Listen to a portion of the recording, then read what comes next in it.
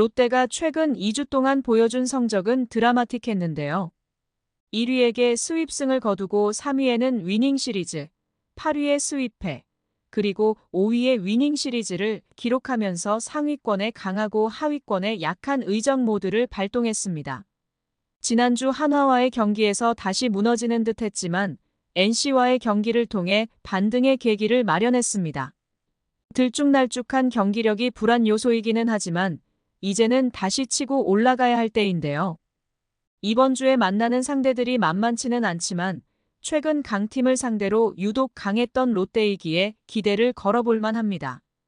그러면 현재의 롯데의 분위기와 선수들의 상황은 어떠한지 알아보겠습니다. 롯데는 지난주 극과 극의 평가를 받았는데요.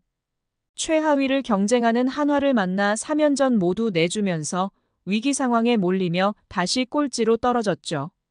3연전에서 고작 3점을 뽑고 무려 30점을 실점하는 등 실제 경기력이 처참했습니다. 하지만 홈으로 넘어와 5위 NC와 치룬 낙동 강더비에서는 2승 1패로 위닝 시리즈를 만들며 반전의 계기를 마련했는데요. 2일 경기에서 선발 박세웅이 5회를 채우지 못하고 4.2이닝 7피안타 4실점으로 물러났지만 타선이 장단 14안타와 13점을 뽑아내는 집중력을 선보이며 13대4의 대승을 거뒀습니다. 박세웅과 교체되어 나온 우완 최희준이 2.1이닝 1피안타 사탈삼진의 무실점 호투로 마운드의 안정감을 되찾았고 그로 인하여 2대4로 뒤지던 롯데의 타선이 살아나 대타 김민석의 3타점 2루타와 고승민의 데뷔 첫 만루 홈런을 앞세워 7득점의 빅이닝으로 역전에 성공했죠. 이후로도 롯데는 7회 손성빈의 3점 홈런, 8회 김동혁의 적시타로 3점을 추가하면서 승부의 쐐기를 박았습니다. 롯데의 세 번째로 나온 투수인 최준용이 흔들리는 상황에서 베테랑 김상수가 1이닝 3진 2개를 포함해 8회를 깔끔히 막아내 후배의 실점을 저지했으며 9회에는 한 주 동안 등판 기회가 없었던 마무리 김원중이 올라와 1이닝을 잘 처리했죠. 이날 대승으로 롯데는 다시 4할 승률에 복귀했고 5경기 만에 탈꼴찌에 성공했습니다. 이러한 롯데의 반전에는 여러 비밀이 숨겨져 있는데요. 바로 황성빈을 들 수 있습니다. 롯데의 분위기 침체에 분위기를 끌어올려주는 마스코트 같은 일을 해내죠.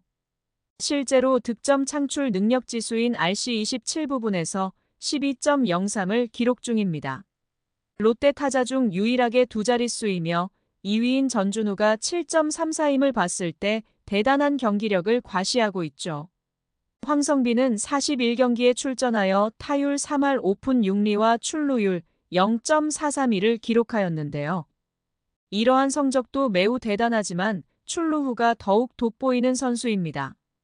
도루는 리그 공동 2위 기록인 20개이며 성공률은 95.2%, 병살타도 기록하지 않는 선수이죠. 일단 황성빈이 출루를 하면 상대편 투수들을 제대로 압박하는 편입니다. 타격 능력뿐 아니라 준수한 선구안까지 갖췄기에 많은 출루를 하면서 롯데의 기회를 만들어내죠. 재치 있고 과감한 주루를 자주 선보이며 마황이라는 별명도 얻은 황성빈은 요란스러운 제스처와 오해를 살만한 행동으로 상대 선수를 자극하기도 했지만 이러한 황성빈의 승부욕이 롯데의 반전에 매우 중요한 핵심 인물임은 모두가 인정하는 바입니다. 그리고 또 한 명의 기대주인 고승민을 꼽을 수 있는데요. 김태형 감독이 부임과 동시에 고승민을 이루수로 재전향을 시켰고 그러한 결정이 빛을 보게 되었죠. 개막 후 8경기에서는 슬럼프에 휩싸이면서 한 차례 2군에 다녀오기도 했지만 고승민의 스윙폭과 다리 넓이 등을 지적하고 보완을 하면서 성적 향상의 계기를 마련하였습니다. 4월 4일 1군 말소되기 전 고승민은 8경기 타율 1할 6푼 7리였는데 4월 26일 다시 1군으로 복귀 후 현재 성적은 3할 6리를 기록하고 있죠. 6월 2일 경기에서 생애 첫 그랜드 슬램을 터뜨리면서 이제는 풀타임 시즌을 향해서 가고 있습니다. 주전 2루수로 거듭난 것은 물론 좌익수, 우익수, 1루수 등 과거 자신이 해봤던 포지션까지 다양하게 소화하면서 롯데 야수진의 윤활유 역할까지 겸하고 있죠. 여러 포지션을 소화하며 출장 기회가 늘어났고 출장과 비례하여 경험이 쌓이고 잠재력까지 터뜨리면서 롯데에 있어서 매우 중요한 선수가 되어가고 있습니다. 김태형 감독도 고승민을 현재 롯데에서 몇 안 되는 붙박이 주전이라고 생각하고 있는데요. 우투수에 비해 좌투수와의 성적이 나쁘지만 점차 상승하고 있는 추세입니다. 결국 작년같이 좌투수에 나오지 못하는 선수가 아닌 기회를 받고 차츰 경험을 쌓으며 성과를 만들어내고 있죠. 고승민은 원래 좌투수 공이 치기 괜찮았다.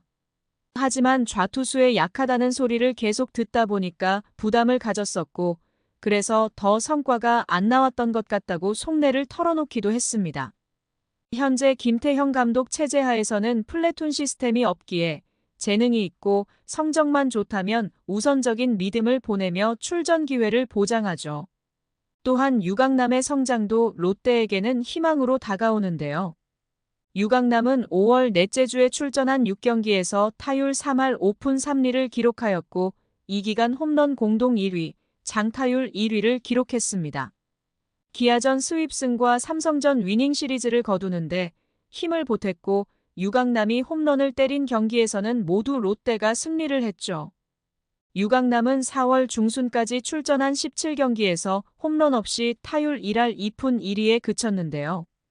결국 4월 15일 1군 엔트리에서 제외가 되었죠. 자신의 몸값인 80억 원의 이름값을 하지 못하면서 멘탈까지 무너지는 상황이었습니다. 팬들마저 유강남의 부진에 실망감을 감추지 않았죠. 자존심이 상할 수 있는 이군행이지만 현실을 인정하면서 반등을 시작했습니다. 그리고 4월 30일 부산 키움전에서 다시 1군으로 복귀하면서 점차 변화된 모습을 보여줬는데요. 유강남이 반등하자 롯데는 5월 21경기에서 12승 8패로 반등에 성공했죠. 초반 패배한 경기가 너무 많아 5월의 반등에도 불구하고 성적이 바닥에서 움직이고 있지만 지속적으로 성적을 유지한다면 반등의 여지는 있습니다.